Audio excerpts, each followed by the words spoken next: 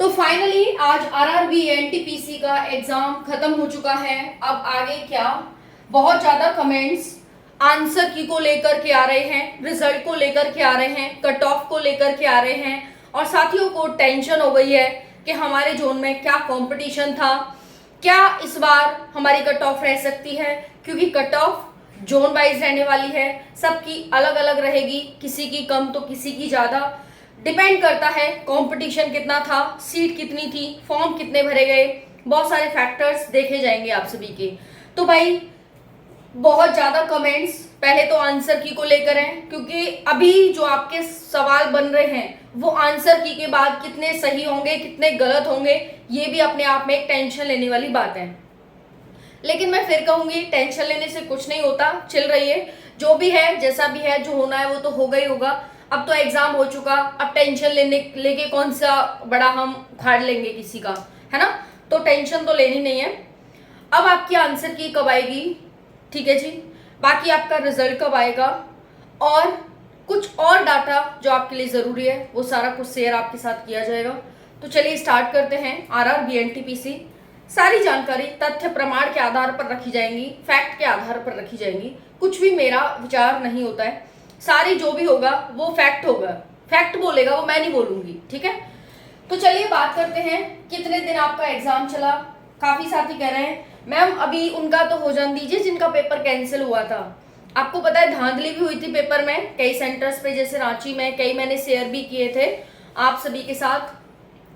तो जैसे धांधली हुई थी उनका एग्जाम भी हो चुका है, लेकिन कई साथियों को अभी ये भ्रम है, डाउट है, शायद अभी सपने में है कि अभी उन बच्चों का भी एग्जाम होगा जो कैंसिल हुए थे। भाई सबका हो चुका, ये डेट एक्सटेंड होकर ही 24 जून थी, ठीक है।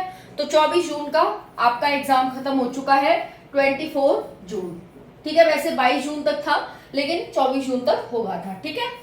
ओके, तो कितने दिन एग्जाम चला इसका भी लेकर आपको है कि कितने दिन, तो 16 दिन आपका एग्जाम चला है, ठीक है, 16 डेज।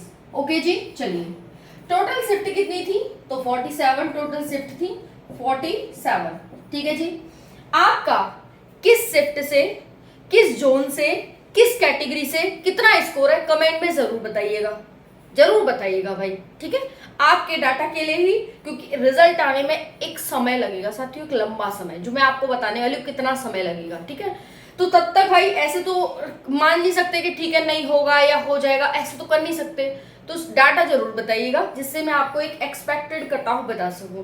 वैसे मैंने 4 जोन की कट ऑफ बताने की कोशिश की है, क्योंकि मोस्टली 22 तक ये एग्जाम हो गया था, वो कुछ सेंटर थे, कुछ बच्चे थे जिनका एग्जाम कैंसिल होकर दोबारा 24 जून तक कराया गया था।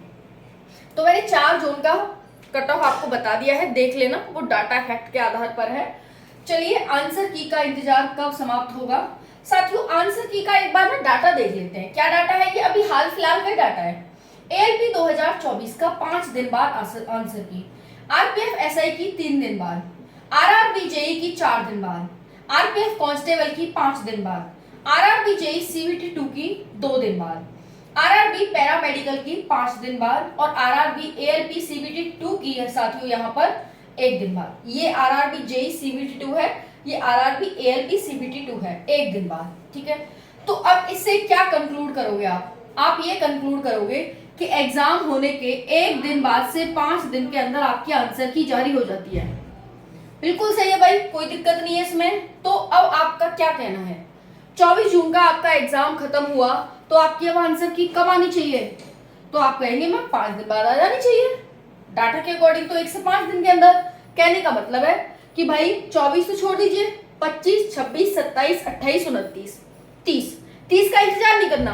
कहने का मतलब है 25 से 30 तक आपकी कभी भी आंसर की किसी भी दिन आ जाएगी।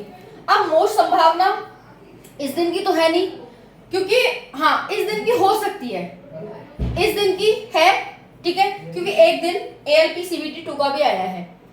अब 2 दिन की यहां भी बन सकती है साथियों, 3 दिन की भी बन सकती है, 4 दिन की बन सकती है, 5 दिन की बन सकती है। तो किसी भी दिन आपका रिजल्ट आ सकता है और यहाँ 5 दिन बाद की यानी 30 की बन सकती है। तो कहने का मतलब यही है कि 25 से 30 के बीच आपके आंसर की कभी भी जारी हो सकती है। समझ में आ गया। अब आपको और वीडियोस देखनी नहीं है कि भाई कब आएगी कैसे आएगी, अब आपको पता चल गया सब डाटा के आधार पर। सब कुछ तथ्य प्रमाण आपके सामने रख दिए हैं, सब कुछ आपको पता चल गया होगा, ठीक है। अब रिजल्ट की बात करते हैं, तो हाल फिलहाल के जो रिजल्ट आए हैं उनकी देख लेते हैं। एनटीपीसी 2019 का 5.5 महीने में आया था रिजल्ट। एनटीपीसी 2019 की बात कर रहे हैं। ग्रुप डी 2019 71 दिन में आया। 71 दिन कितने हो जाते हैं साथियों? तो 30 दिन का एक महीना होता है, 30 दूनी 60, लगभग 2.5 महीने में, ठीक है। ये 2.5 मंथ में आपका रिजल्ट आएगा। एएलपी एंड टेक्नीशियन 2018 का 62 दिन में, यानी 2 महीने बाद, ओके। एएलपी सीबीटी 1 2024 की बात कर रहे हैं, 89 यानी 90 दिन, यानी 3 महीने, 3 मंथ, ओके। आरपीएफ एसआई जो अभी का था आपका, वो 80 दिन में आया साथियों। कितने दिन में? 80 दिन में। मतलब क्या है कि भाई 1.5 महीने से ऊपर, 1.5 मंथ प्लस, ठीक है, ओके। ये आरआरबी के ही है, इसीलिए आपको दिखा रही हूँ कि ये रेलवे के ही हैं सारे, ओके। आरआरबी जेई की बात करें तो 77 दिन, वही हो जाते हैं आपके 30-90 हो जाते हैं, तो वही 2.5 महीना है ना, मान लो। आरपीएफ कांस्टेबल 92 यानी 3 महीने से ऊपर, तो 3 महीना मान सकते हैं, 3 मंथ, ओके। और यहाँ पर आपका 2.5 मंथ। और उसके बाद एसएससी जीडी 112 दिन, तो 3 चौक 12, 120 लगभग 8 दिन ही तो कम है, तो 4 मंथ है ना। तो अब आप इससे क्या लगाएंगे? 4 महीने, 3 महीने, 2.5 महीना, 1.5 महीना, 3 महीना, है ना। और ये हो गया 2.5 महीना, 2.5 महीना, 5-5.5 महीना। तो ये तो चलो बहुत पुराना है, लेकिन अभी हाल फिलहाल का ट्रेंड क्या दिखता है आपको यहाँ से? 3 महीने, 1.5 महीने, 2.5 महीना, 3 महीना, 1.5 महीना, 4 महीने तक भी पहुंचा है, जैसे एसएससी जीडी। चलो उसमें तो पोस्ट बढ़ी बाद में, वो और लंबा इसलिए खिंचा, नहीं तो 3 महीने ले सकते हैं हम। तो सिंपल कहने का मतलब है कि आपका रिजल्ट आपको भी लगभग 3 महीने के अंदर या 3 महीने तक में देखने को मिलेगा। अब मतलब क्या है? अब मतलब ये है कि आपका जून जा चुका है, अगस्त, सितंबर,